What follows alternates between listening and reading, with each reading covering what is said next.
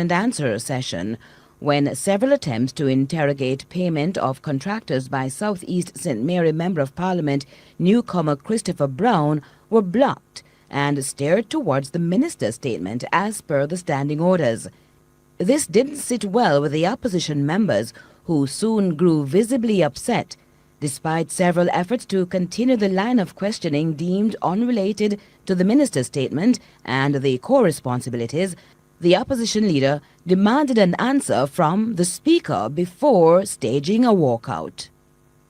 We are attempting to ask questions arising from the statement.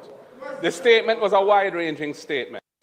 It not only touched and concerned the specific minister's portfolio, he also said he was speaking on behalf of the Minister of Local Government, who is overseas, who has direct responsibility for disaster preparedness.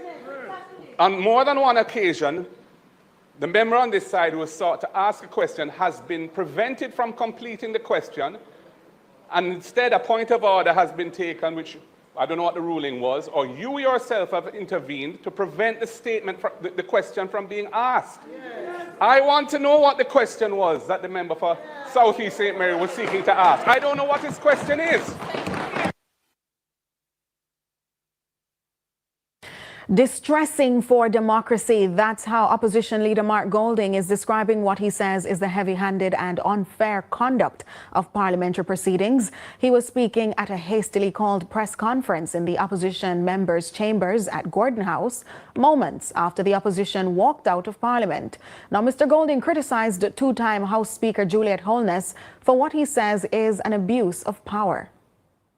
So what we're seeing is a practice, a pattern, whereby there's a crisis looming affecting the nation. A representative of the government comes to the Parliament to state their position on the matter, to apprise the public, but the opposition is being prevented deliberately from asking pertinent questions relating to what the minister has said in his statement. This is a thwarting of the democracy. It makes a mockery of the Parliament, and it's an abuse of the powers of the Speaker. Clearly, the Speaker has no intention of allowing the opposition to pose questions and to play our constitutional role of holding the government accountable for their performance. This is unacceptable to us, and we had to absent ourselves from the rest of the proceedings. And we will, of course, going forward, have to adopt different approaches to respond to this, because the people of Jamaica have elected us to represent them and defend their interests. And we cannot let this Speaker manage the affairs of the House in a way that prevents us from doing our duty. Stay with us, because CVM News